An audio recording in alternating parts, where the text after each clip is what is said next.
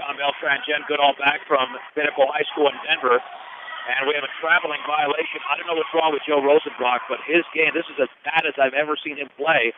He's got 3 early turnovers. He's just thinking too much. He just needs to play. 6 turnovers for Brush, 2 for Pinnacle. Pinnacle with a 5-point lead. Now the Brush girls were down 13-9 after 1, and now they trail at the break as the Beatniggers come up with a turnover, 33-14. Hopefully the Beatnigger boys don't suffer that same second quarter fate as the girls. Waiter into the lane. His shot is well off to the left, and it's out of bounds as Waiter tried to put up a runner with his body leaning away from the basket. And with this Pinnacle defense, the Beatniggers probably have to be a little bit more patient on offense. I would say make the defense work a little bit harder, wait for that mistake to happen, and then capitalize on it. Here's Dysert with the basketball, left of the lane against Waiter. Hands it off to Trey Dysert at the top of the three-point circle. Bounce pass, Yesalou, 3 in the air, is in and out, and Waiter grabs the rebound. That's his third for Brush. Waiter into the front court. Right baseline for Kukas. Penetrates all the way. Scoops it back out to Mares. Mares in the lane. Bounce pass to Tormolen, right baseline. Back out to Mares. I don't think Kukas has shot yet in this game. Kukas in the left corner. At the top for Waiter to the outside right for Tormolen. Now the Beatniggers are making this team work. Over to Mares. Fakes the 3. Right wing to Rosenbrock. Rosenbrock looking down low, dribbles to his left, and then that cross-court pass tips away, and it's loose in the backcourt, and it's intercepted by Trey Dysert. 7 turnover for Brush. Here's Kieran Dysert on the outside left. Yesalou fakes the 3 in the left corner for Trey Dysert. Penetrates left baseline, fouled by Joe Rosenbrock. That'll be his second foul. The Beatniggers now have committed 3 team fouls. Pinnacle has 4.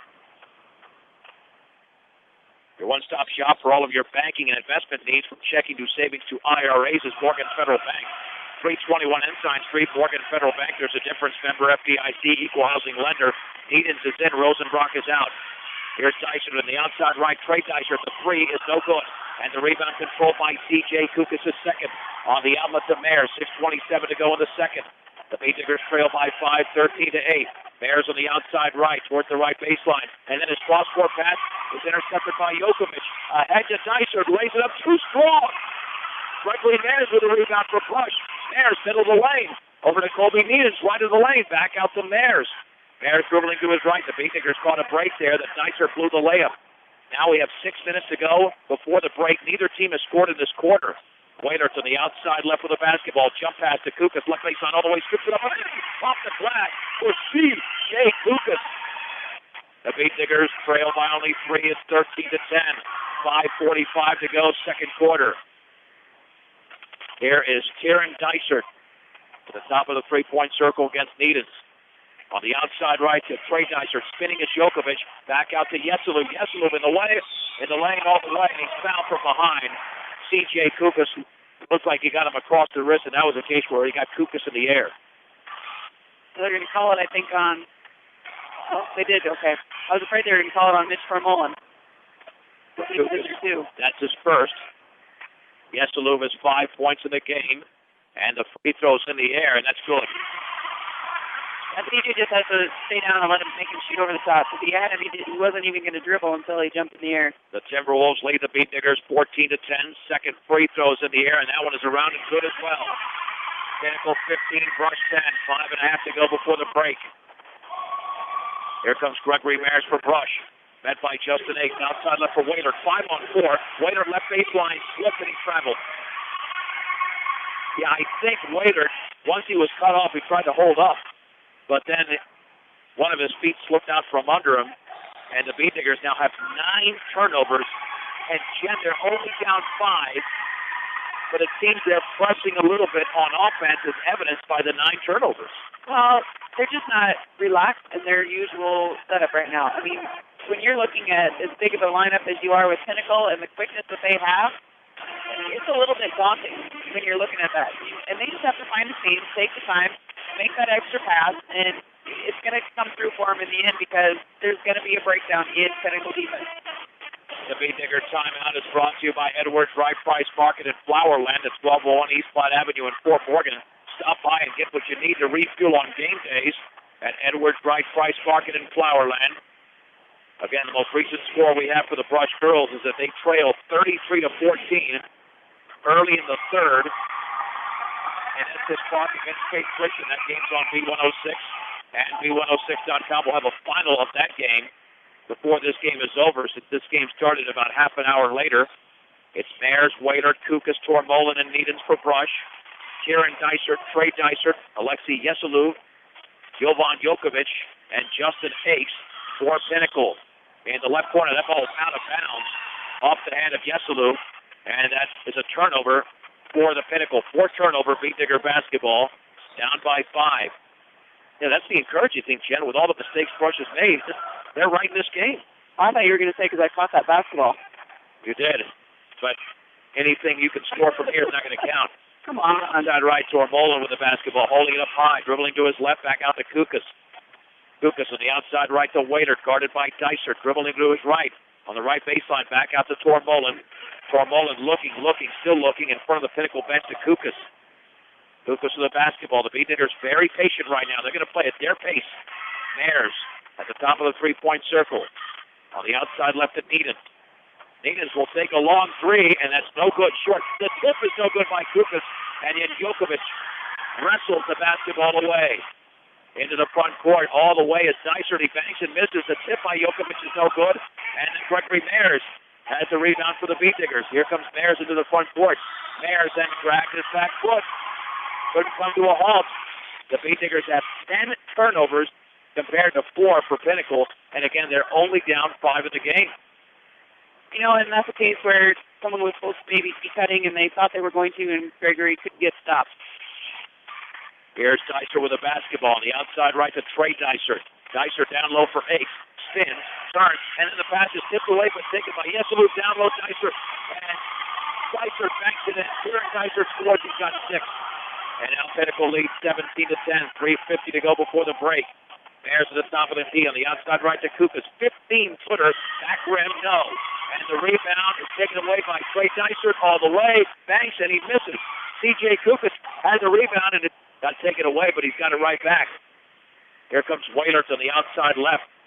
Waiter with the basketball towards the top of the key, into the lane. Bounce pass right baseline for Tormolin. Tormolin to his left. He's going to have to back it out somewhere. Right corner, Waiter. He'll take the shot and score. And that is a 3 is a corner for Colby Waiter. Waiter has 2 triples in the game. The Beat Diggers right there. 17-13 Pinnacle with 3:10 to go before the break. Kieran Dysert dribbles right to the lane against Needens. Over to Justin Ace. Ace will take a long 3, and that's a brick. And the ball lands in the hands of Mitch Tormolin. Here comes Mayers with play instructions for head coach Dan Kennedy. On the outside right to Waiter. Waiter against Trey Dysert. Towards the top of the three-point circle, back near the timeline now to Mayers. He'll call out play instructions once again. Mayers on the outside left to Needens. Beat Diggers are spreading this out. I love this strategy by Brush. Left corner for Kukas. Cross-court pass to Waiter. Penetrates right baseline all the way off the glass. No good. Tormolin grabs the rebound back. He misses. The rebound controlled by Yeselou. Oh, the Beat Diggers had 2 shots there. They could have drawn to within 2. Here's Kieran Dysert against Needens at the top of the key between his legs, right in the lane. In the right corner, Yeselou fakes. Bounce pass to Trey Dysert. He'll take the shot, and he'll miss it. Front rim. And Gregory Mayers already with 4 rebounds in the game. 2:13 to go before the break. Pinnacle 17, Brush 13. Mayers into the front court for the Beat Diggers. On the outside left to Needens. Almost wasn't expecting that ball. Picks up his dribble. Back out to Mayers near the timeline. Mayers to Needens in the left wing. Left baseline Kukas. 12-footer. Good. C.J. Kukas was wide open, and he scored. Kukas can score from anywhere on the court. He can, and that's a good thing to get everybody, or as many as you can, involved. I think everybody's needs a sort of a third that's on there right now, right? Pretty much, yeah. 5-0 run for the Beat Diggers. Timeout. Ball by Pinnacle. It'll be a 30-second timeout. We'll keep it right here. I mean, Jen, this is all the Beat Diggers have to do. That's what we talk about. Stay close.